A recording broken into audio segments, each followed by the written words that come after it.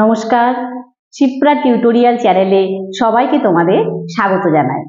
আমি আজকে তোমাদের অষ্টম শ্রেণীর চতুর্থ অধ্যায় বিষয়বস্তু এটি হচ্ছে ঔপনিবেশিক অর্থনীতির চরিত্র। ঔপনিবেশিক অর্থনীতির চরিত্র চতুর্থ অধ্যায়ের বিষয়বস্তু দিয়ে আমার আলোচনা আজকে শুরু করব। তার আগে আমি একটু বলে নিই যে তোমাদের তৃতীয় অধ্যায়টা আমার কিন্তু আলোচনা করা হয়নি। আমি প্রথম ও দ্বিতীয় অধ্যায় তোমাদের আলোচনা করে দিয়েছি। তারই মধ্যে তোমাদের প্রথম পর্যায়ক্রমিক মূল্যায়ন বা ফার্স্ট ইউনিট টেস্ট এটা হয়ে গেছে এবং তোমরা পরীক্ষা দিয়ে দিয়েছো। তোমাদের তৃতীয় অধ্যায় অবধি ছিল, কিন্তু আমার পক্ষে না তৃতীয় অধ্যায় পুরোটা দেওয়া সম্ভব হয়নি। বুঝতেই পারছো, এটা একটা অনলাইন সিস্টেম, অনলাইনে করা এটা এর ক্ষেত্রে একটু সমস্যা থাকে, মানে সবকিছুই আমরা চাইলে তাড়াতাড়ি করে ফেলতে পারি না। তাই জন্য তৃতীয় অধ্যায়টা আমি এই মুহূর্তে আর আলোচনা করব না, কারণ তোমাদের যেহেতু ওটা পরীক্ষা হয়ে গেছে। এবার আমি তোমাদের দ্বিতীয় পর্যায়ক্রমিক মূল্যায়ন বা সেকেন্ড ইউনিট টেস্টে যে সমস্ত তোমাদের অধ্যায়গুলি থাকবে সেগুলো তোমাদের আলোচনা আগে করব। পরে যদি আমার সময় থাকে আমি তৃতীয় অধ্যায় পরে আলোচনা করে দেবো, কারণ তোমাদের সাহায্য করাটাই তো আমার মূল উদ্দেশ্য। সেক্ষেত্রে পরীক্ষার বিষয়বস্তুগুলো আমাকে আলোচনা করলে যাতে তোমাদের উপকার হয়, তাই জন্যই আমি এই উদ্যোগটা নিয়েছি। আগে চতুর্থ অধ্যায় থেকে আমি শুরু করে দিচ্ছি আলোচনা। এবং আজকে আমি তাই এই ক্লাস 8 এর 4th চ্যাপ্টারের টপিক, সেটা হচ্ছে কি ঔপনিবেশিক অর্থনীতির চরিত্র, যে মানে কলোনিয়াল ইকোনমিক ক্যারেক্টার যেটাকে বলা, যদি আমি বলি, সেইটা নিয়ে কিন্তু আমি আজকে আলোচনা করব।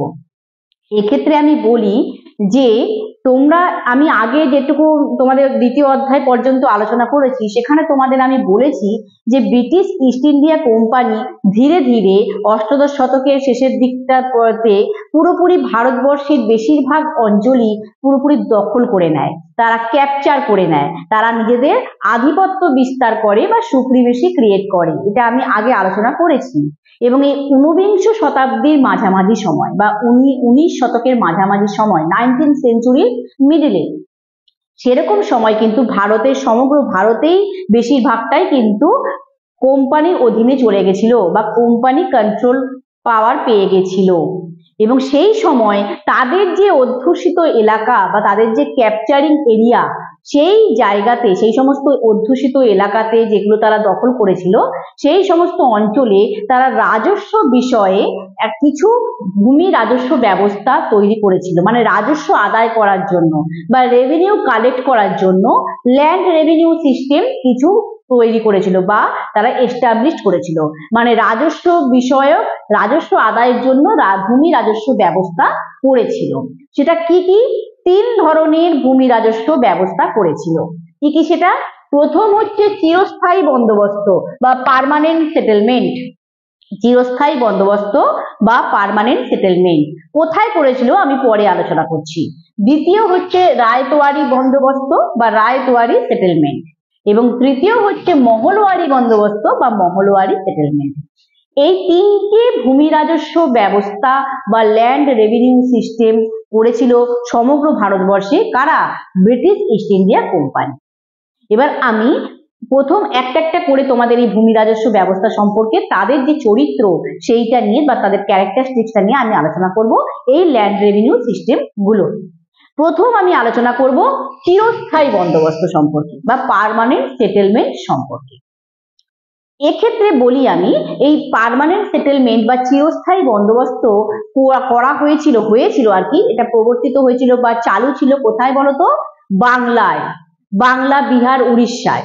তো এক্ষেত্রে আমি একটু আগের অতীতের ইতিহাসটা একটু আলোচনা করে নিই।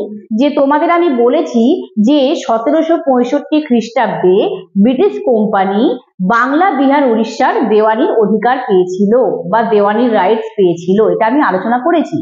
এবং তার ফলে সেই দেওয়ানির অধিকার পাওয়ার পর বাংলায় একটা নতুন শাসনতন্ত্র চালু হয়েছিল, যেটাকে বলা হচ্ছিল দ্বৈত শাসন ব্যবস্থা বা ডুয়েল সিস্টেম অ্যাডমিনিস্ট্রেশন। এটা কিন্তু আমি আলোচনা করেছি। এবং এই যে দ্বৈত শাসন ব্যবস্থা হলো, বাংলার নবাবের কাছ থেকে যে ক্ষমতা চলে গেছিল, ক্ষমতা পুরোপুরি কোম্পানির হাতে চলে গেছিল, তাই কোম্পানি তারা কি করেছিল, ভারতবর্ষে বাংলার মানুষদের ওপরে প্রচুর পরিমাণে অত্যাচার করেছিল, বিশেষ করে কৃষকদের ওপর অত্যাচার করেছিল, তাদের কাছ থেকে জোর করে রাজস্ব আদায় করেছিল বা তাদের রেভিনিউ কালেক্ট করেছিল কৃষকদের কাছ থেকে বা ফার্মারদের কাছ থেকে। এবং এর ফলে বাংলায় 1769 থেকে 70 খ্রিস্টাব্দে, ইংরেজি 1769 থেকে 70 খ্রিস্টাব্দে হয়েছিল, এবং বাংলার 1176 খ্রিস্টাব্দে হয়েছিল ভয়াবহ একটা দুর্ভিক্ষ বা ফেমাইন, যাকে বলা হচ্ছে 76-এর মন্বন্তর বা ফেমাইন অফ 76, ফেমাইন অফ 76। এই বিষয়েও কিন্তু আমি একটা ভিডিও করেছি, 76-এর মন্বন্তর যে কতটা দুর্বিষহ হয়েছিল, কতটা যে খারাপ হয়েছিল, সেটা কিন্তু আমি আলোচনা করেছি। তোমরা যারা দেখোনি তারা আমার ভিডিও সার্চ করে পেয়ে যাবে। তো এই হচ্ছে বাংলার ইতিহাস। তাই এই যে 76-এর মন্বন্তর হওয়ার ফলে বাংলায় যে দুর্ভিক্ষ হলো, এত বড় একটা দুর্ভিক্ষ হলো বা ফেমাইন হলো, তার ফলে বাংলার অর্থনীতি এবং বাংলার কৃষি ব্যবস্থা, মানে বাংলার কালটিভেট সিস্টেম এবং বাংলার ইকোনমিক সিস্টেম দুটোই কিন্তু ভেঙে পড়েছিল বা ডাউন হয়ে গেছিল। তখন কোম্পানি ধীরে ধীরে রিয়ালাইজ করে বা উপলব্ধি করে যে তাদের যে প্রবর্তিত, তারা যে রাজস্ব ব্যবস্থা চালু রেখেছিল, সেই রাজস্ব আদায়ের জন্যই কিন্তু এটা দায়ী ছিল। মানে অতিরিক্ত রাজস্ব আদায়, মানে অতিরিক্ত revenue collect, extra revenue collect ফার্মারদের উপরে চাপানোর জন্যই কিন্তু এই দুর্ভিক্ষ বা ফেমাইন হয়েছিল। এটা কিন্তু কোম্পানি রিয়ালাইজ করেছিল বা কোম্পানি বুঝতে পেরেছিল। এরকম সময় বাংলায় বা কোম্পানির গভর্নর হয়ে আসে কে? Lord Cornwallis. কে আসে? Lord Cornwallis.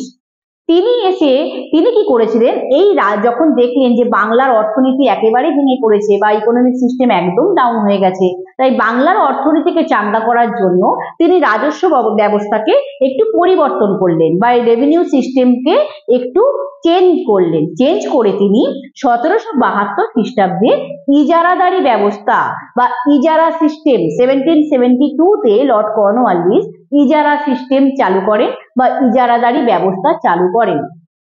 এক্ষেত্রে কি হয়, ইজারাদারি অ্যানুয়ালি মানে একটা বাৎসরিক হারে কৃষকদের কাছ থেকে রাজস্ব নেওয়ার প্রথা চালু হয় বা ট্যাক্স কালেক্ট করা বা রেভিনিউ কালেক্ট করার সিস্টেম তৈরি হয়। কিন্তু এই ব্যবস্থা বা এই সিস্টেমও কিন্তু বাংলার অর্থনীতিকে ফিরিয়ে আনতে পারেনি, বাংলার কৃষকদের অবস্থা মানে ঠিক করতে পারেনি। মানে বাংলা বেঙ্গলের ইকোনমিক সিস্টেম কিন্তু এর দ্বারা, এই ইজারা সিস্টেমের দ্বারা কিন্তু ঠিক হয়নি। কেন? এই ব্যবস্থাতেও তো সেই রাজস্ব আদায় নাম করে কৃষকদের ওপর অতিরিক্ত করের বোঝা চাপিয়ে দেওয়া হয়েছিল। মানে রেভিনিউ কালেক্ট করার জন্য ফার্মারদের ওপরে এক্সট্রা যে ট্যাক্স বা এক্সট্রা রেভিনিউয়ের যে একটা প্রেসার যা দেওয়া হয়েছিল, তার ফলে কিন্তু কৃষকদের অবস্থা আরো শোচনীয় হয়েছিল, ফার্মারদের অবস্থা আরো খারাপ হয়েছিল। এইরকম সময় লর্ড কর্নওয়ালিস ভাবলেন যে এই ভূমি রাজস্ব ব্যবস্থাটাকে, মানে এই ল্যান্ড রেভিনিউ সিস্টেমটাকে পুরোপুরি নতুন করে গড়ে তুলতে তিনি উদ্যোগী হলেন বা নতুন করে মানে মডিফাই করার জন্য তিনি কিন্তু ইনিশিয়েটিভ নিলেন। এবং সেই কারণেই তিনি কি করলেন, তিনি 1793 খ্রিস্টাব্দে বা 1793-তে তিনি কি প্রবর্তন করলেন? চিরস্থায়ী বন্দোবস্ত বলে একটা ব্যবস্থা তিনি এস্টাবলিশ করলেন, পার্মানেন্ট সেটেলমেন্ট, মানে তার যে রাজস্ব ব্যবস্থাকে একটা স্থায়িত্ব দেওয়া, তার যে রেভিনিউ সিস্টেমটাকে একটা পার্মানেন্সি দেওয়া, এইটার জন্য তিনি চিরস্থায়ী বন্দোবস্ত করেন। কেন কোম্পানি এত ভাবছে কেন? বাংলার অর্থনীতি খারাপ হলে কোম্পানির কি ক্ষতি? কোম্পানি বাংলার বেঙ্গলের ইকোনমিক সিস্টেম বা বাংলার অর্থনীতি যদি ক্ষতিগ্রস্ত হয়, তাহলে কোম্পানি ব্যবসা বাণিজ্য ক্ষতি হচ্ছিল, কোম্পানিরই তো আখেরে ক্ষতি। তাই কোম্পানি চাইছিল বা লর্ড কর্নওয়ালিস চাইছিল যেভাবেই হোক বাংলার অর্থনীতিকে চাঙ্গা করতে বা বেঙ্গলের ইকোনমিক সিস্টেমকে ঠিক করতে। তাই তিনি কি করলেন? রাজস্ব ব্যবস্থাকে স্থায়িত্ব দেওয়ার জন্য চিরস্থায়ী বন্দোবস্ত করলেন বা রেভিনিউ সিস্টেমকে একটা পার্মানেন্সি দেওয়ার জন্য পার্মানেন্ট সেটেলমেন্ট তিনি এস্টাবলিশ করলেন। কত খ্রিস্টাব্দে? 1793 খ্রিস্টাব্দে, 1793-তে। কে? Lord Cornwallis. এবং তাকে উৎসাহ কারা দিয়েছিলেন? তাকে উৎসাহ দিয়েছিলেন জন শোর এবং ফিলিপ ফ্রান্সিস। এরা কোম্পানির বিভিন্ন অফিসার ছিলেন, তারা ওনাকে মানে লর্ড কর্নওয়ালিসকে উৎসাহ দিয়েছিল, তারা তাদেরকে সাপোর্ট করেছিল, বলেছিল এটা করার জন্য। কিন্তু এক্ষেত্রে কোম্পানি ভাবলো বা লর্ড কর্নওয়ালিস ভাবলো যে এই চিরস্থায়ী বন্দোবস্ত করে একটা যে জমিদারি বাংলা বিহার উড়িষ্যার যে জমিদারি সত্ত্ব কোম্পানির ছিল, সেইখান থেকে যে রাজস্ব তাদের প্রাপ্য ছিল বা যে পরিমাণ রেভিনিউ তারা ডিজার্ভ করতো, তাকে একটা নির্দিষ্ট হার বা নির্দিষ্ট পরিমাণ ফিক্সড করে দেওয়া হলো বা স্থির করে দেওয়া হলো। পার্টিকুলার একটা অ্যামাউন্ট, যে যতটা পরিমাণ রাজস্ব বা রেভিনিউ তারা পাবে ডিজার্ভ করে, সেটা একটা পার্টিকুলার অ্যামাউন্ট ফিক্সড করে দেওয়া হলো।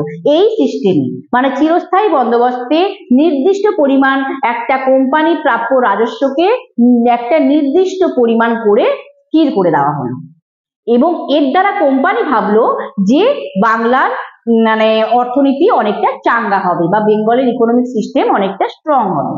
কিন্তু এখন এই লর্ড কর্নওয়ালিস এখানে একটা সমস্যায় পড়লো। কি সমস্যা? যে এই যে রাজস্বটা স্থির করলো বা রেভিনিউটাকে যে ফিক্সড করলো, সেই রাজস্বটা আদায় করবে কে বা এই রেভিনিউ কালেক্ট করবে কে? তার জন্য তিনি কিন্তু সমস্যায় পড়লেন বা প্রবলেমে পড়লেন। অ্যাকচুয়াল নবাবী আমলে যখন নবাবদের সময় ছিল, তখন কি করতো, জমিদারেরা নবাবদের এই আদায় করে দিত রাজস্ব বা এই রেভিনিউ কালেক্ট করে দিত, এবং জমিদারেরা কার কাছ থেকে করতো? কৃষকদের কাছ থেকে। তাই নবাবরা জমিদারদের ওপরেই কিন্তু নির্ভরশীল ছিল এই রাজস্ব নেওয়ার ক্ষেত্রে। কিন্তু কোম্পানির আমলে কোম্পানি কি করলো, এই জমিদারি ব্যবস্থাকে অনেকখানি নষ্ট করে দিয়েছিল বা সিস্টেমটা, এই জমিদারি সিস্টেমটা, জমিদাররাই যে রেভিনিউ আদায় করবে বা রাজস্ব আদায় করবে, এই ব্যবস্থাটাকে অনেকটাই নষ্ট করে দিয়েছিল। মানে অনেক জায়গাতেই এই রাজস্ব আদায় করার জন্য জমিদারদের কাছ থেকে দায়িত্ব নিয়ে নিয়েছিল। কিছু কিছু জমিদারদের দিয়েছিল, আবার কিছু কিছু জমিদারদের কাছ থেকে দায়িত্ব নিয়ে নিয়েছিল। তাই লর্ড কর্নওয়ালিস যখন সেই রাজস্ব আদায়ের দায়িত্বটা পেয়েছিল, তখন তিনি কিন্তু সমস্যায় পড়েছিলেন, রেভিনিউ কালেক্ট করার সময় প্রবলেমে পড়েছিলেন। তখন তিনি ভাবলেন যে বাংলার অর্থনীতিকে চাঙ্গা করতে গেলে বাংলার জমিদারদের আগে উন্নতি করতে হবে। বেঙ্গলের ইকোনমিক সিস্টেমকে স্ট্রং করতে গেলে বেঙ্গলের জমিদারদের তাদের কিন্তু রাইটস গুলো দিতে হবে, তাদের কিন্তু প্রোগ্রেস করতে হবে, তাদের যে রাইটস আছে জমির ওপরে বা ল্যান্ডের ওপরে, সেটাকে একটা স্থায়িত্ব দিতে হবে, তাদের একটা পার্মানেন্সি দিতে হবে, এবং তার একটা সেফটি দিতে হবে, নিরাপত্তা দিতে হবে। এবং সেই কারণে তিনি কি করলেন, জমিদারদের সঙ্গে, কারণ জমিদারদের যদি এই যে স্থায়িত্ব দেওয়া হয়, জমির অধিকার দেওয়া হয় এবং তার যদি একটা নিরাপত্তা দেওয়া হয়, তাহলে জমিদাররা জমিতে অর্থ বিনিয়োগ করবে বা তারা ল্যান্ডে মানি ইনভেস্ট করবে, এবং তখনই কিন্তু কৃষির উন্নতি হবে বা কালটিভেট সিস্টেমের কিন্তু প্রোগ্রেস হবে। কারণ জমিদাররা যদি জমিতে অর্থ বিনিয়োগ না করে, তাহলে কিন্তু কৃষি ব্যবস্থার কোনোভাবেই উন্নতি হওয়া সম্ভব নয়। এটা কিন্তু লর্ড কর্নওয়ালিস বুঝতে পেরেছিলেন। তাই জমিদারদের সঙ্গে তিনি একটি বন্দোবস্ত করলেন এই 1793 খ্রিস্টাব্দে, যেটাকেই আমরা চিরস্থায়ী বন্দোবস্ত বলছি, বা এটাকে আমরা জমিদারি বন্দোবস্ত কিন্তু বলতে পারি।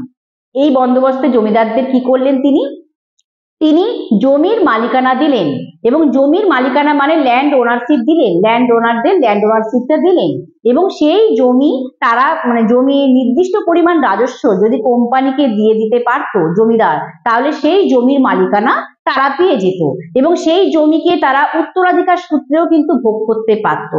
মানে এই জমিদারদের যারা ইনহেরিটেন্স ছিল, তারাও কিন্তু এই রাইটসটা পেত, যে সেই সমস্ত জমির মালিকানা বা ল্যান্ড ওনারশিপ পাওয়ার জন্য, এবং সেই জমিকে তারা কিন্তু বিক্রিও করতে পারতো। জমিদাররা চাইলে সেই জমি কিন্তু অন্য কাউকে বিক্রিও করতে পারতো বা সোল্ড করতে পারতো। এই রাইটটা কিন্তু লর্ড কর্নওয়ালিস জমিদারদের দিয়েছিল বা অধিকার দিয়েছিল। কিন্তু এক্ষেত্রে লর্ড কর্নওয়ালিস একটা আইন করে দিয়েছিল, একটা ল করে দিয়েছিল। সেই আইনটাকে বলা হয় সূর্যাস্ত আইন। সেই আইনটাকে কি বলা হচ্ছে? সূর্যাস্ত আইন বা সানসেট ল। সেই আইনে কি বলা হয়েছিল? কোম্পানি বলেছিল বা লর্ড কর্নওয়ালিস বলেছিল যে প্রত্যেক যে জমিদারের জমির মধ্যে যে নির্দিষ্ট পরিমাণ রাজস্ব স্থির করা হয়েছিল বা পার্টিকুলার যে অ্যামাউন্টের রেভিনিউ কোম্পানিকে দেওয়ার জন্য ফিক্সড করা হয়েছিল, সেই রাজস্ব নির্দিষ্ট দিনে সেই সূর্য অস্ত যাওয়ার আগে কোম্পানিকে দিতে হবে। মানে পার্টিকুলার ডেতে সানসেট হওয়ার আগে সেই রেভিনিউ কোম্পানিকে দিতে হবে। আর যদি সেই জমিদার সেই নির্দিষ্ট দিনে সূর্য অস্ত যাওয়ার আগে যদি সেই রাজস্ব কোম্পানিকে দিতে পারে না, তাহলে সেই জমির মালিকানা কোম্পানি পেয়ে যাবে এবং সেই জমির মালিকানা পেয়ে জমিদার অন্য কোনো জমিদারকে সেই জমি দিয়ে দেবে। মানে এই সানসেট ল অনুযায়ী জমিদাররা যদি পার্টিকুলার ডেতে সানসেট হওয়ার আগে যে ফিক্সড যে একটা রেভিনিউ কোম্পানিকে দেওয়ার কথা থাকে সেটা যদি না দিতে পারতো, তাহলে সেই জমিদারের ল্যান্ড ওনারশিপ কেড়ে নিত কোম্পানি এবং সেই ল্যান্ড ওনারশিপ অন্য কোনো ল্যান্ড ওনারকে দিয়ে দিত। এটাই ছিল সূর্যাস্ত আইন বা সানসেট ল। তাই জমিদারেরা এই যে একটা কোম্পানি লর্ড কর্নওয়ালিস তাদের উপরে একটা চাপ দিয়ে রেখেছিল, তাই তারা কি করেছিল, কৃষকদের কাছ থেকে মানে এটা একটা সমস্যায় পড়েছিল, কৃষকদের কাছ থেকে রাজস্ব আদায় করার ক্ষেত্রে একটা সমস্যায় পড়েছিল রেভিনিউ কালেক্ট করার জন্য। কারণ কি, এই যে পার্টিকুলার ডেতে যদি না দিতে পারার একটা চাপ, প্রেশার, তার ফলে তারা কৃষকদের কাছ থেকে কিন্তু রাজস্ব আদায় করার ক্ষেত্রে তাদেরকে চাপ দেওয়া শুরু করেছিল।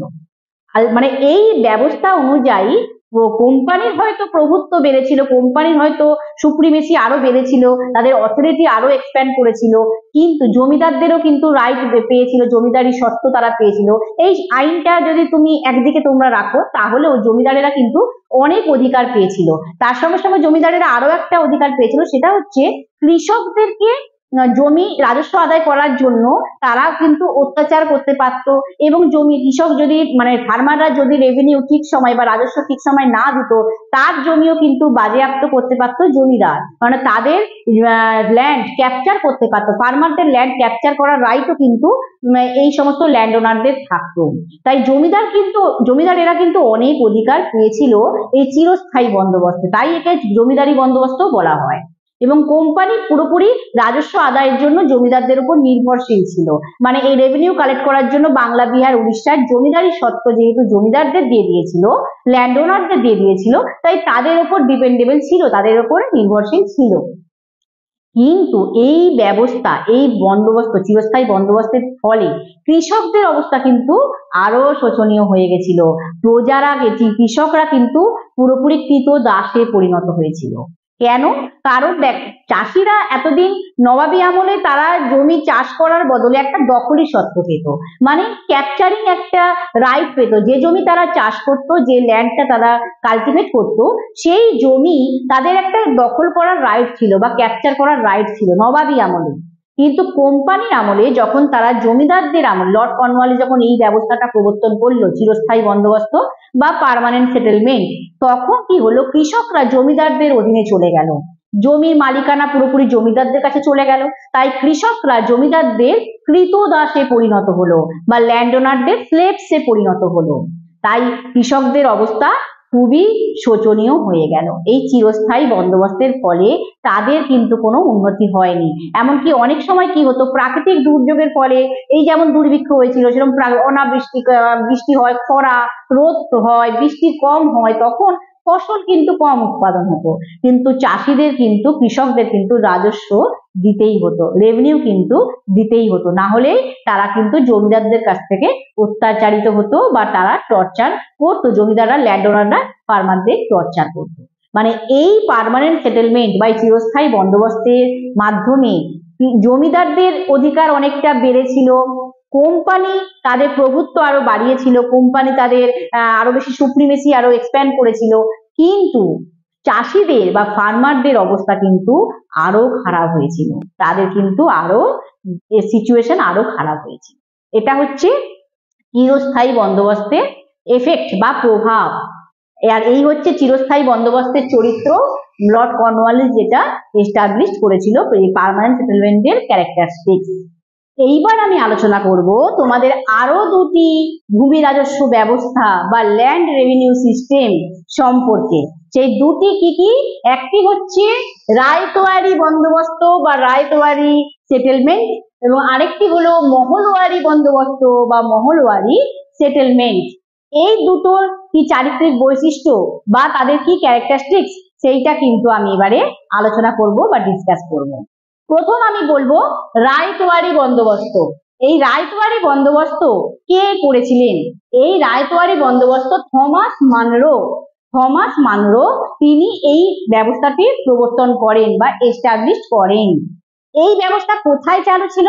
এই সিস্টেম বা রায়তওয়ারি সিস্টেম চালু ছিল উত্তর এবং উত্তর পশ্চিম সীমান্তে, দক্ষিণ এবং দক্ষিণ পশ্চিম সীমান্তে, দক্ষিণ এবং দক্ষিণ পশ্চিম সীমান্তে এই রায়তওয়ারি বন্দোবস্ত বা রায়তওয়ারি সিস্টেম চালু ছিল।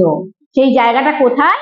বোম্বে, মাদ্রাজ, এগুলোকে আমরা দক্ষিণ ভারত বলতে পারি। দক্ষিণ ভারতে যে ভূমি রাজস্ব ব্যবস্থা বা land revenue system company establish করেছিল বা প্রবর্তন করেছিল, তাই হচ্ছে রায়তওয়ারি বন্দোবস্ত, যা থমাস মানরো করেছেন।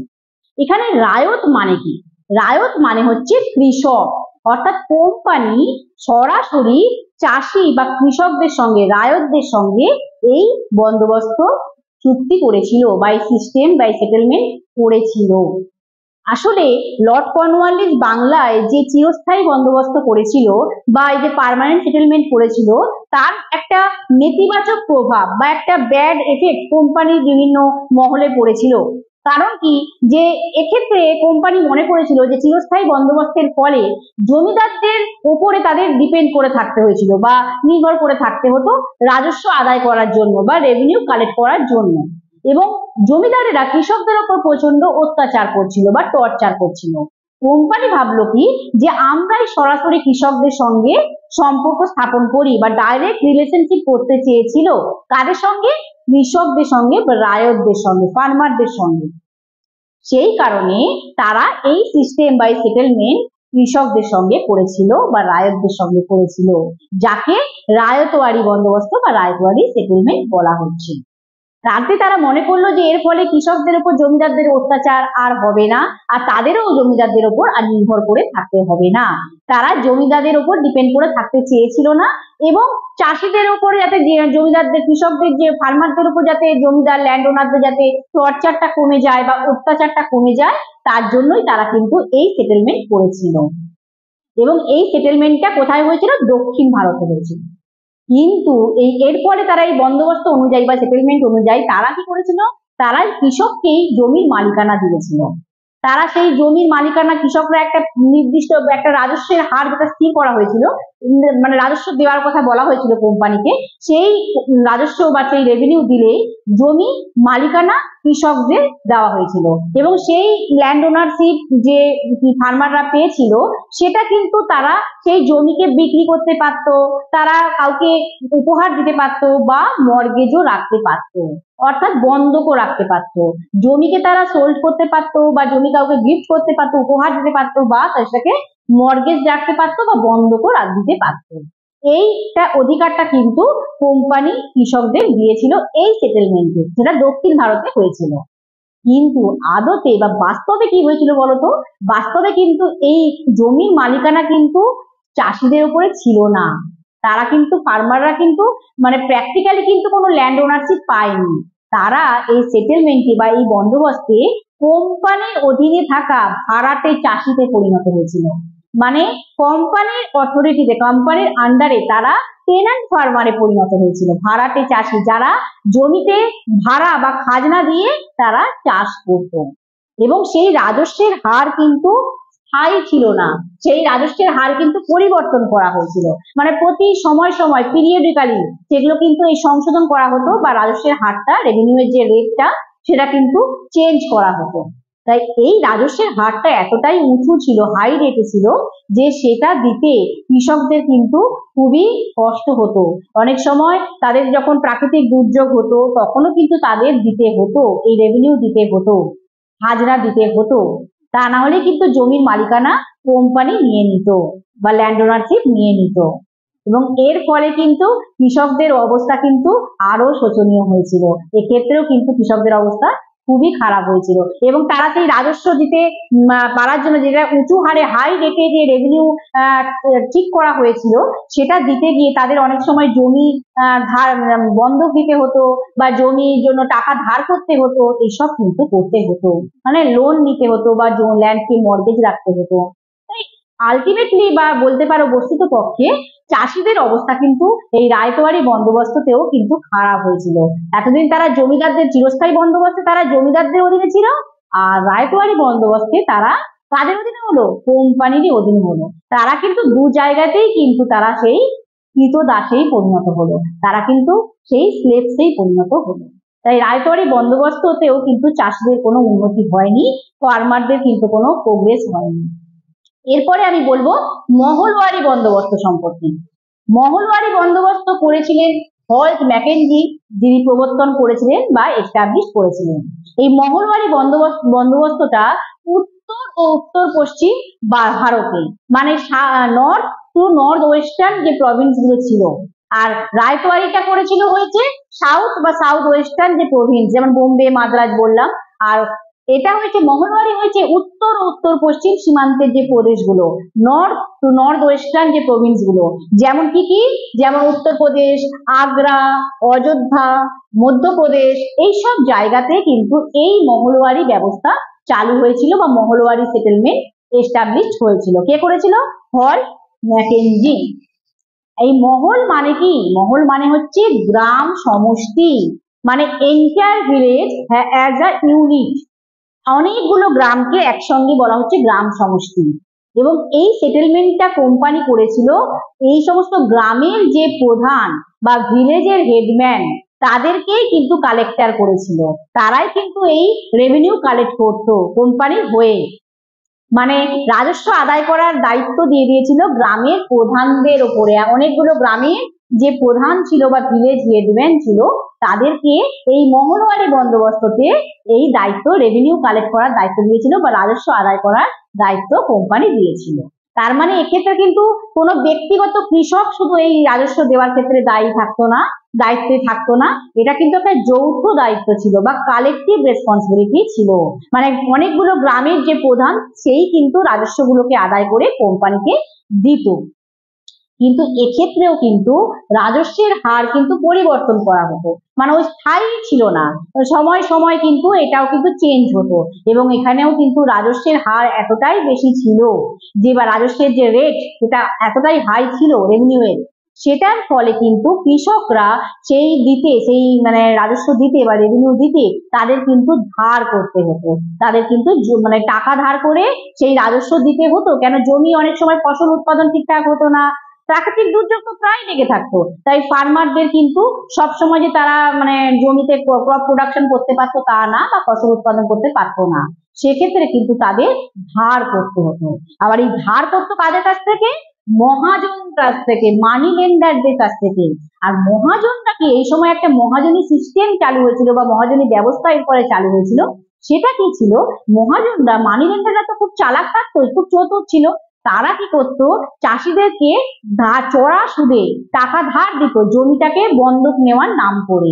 যে মানে চাষিদের কাছ থেকে জমিটাকে বন্ধক নিত, যেহেতু জমির রাইটস তো চাষিদের কাছে ছিল তখনও, তো জমিটা যেহেতু রাজস্ব দেওয়ার জন্য জমিটা মর্গেজে রাখতো মহাজনের কাছে চাষিরা।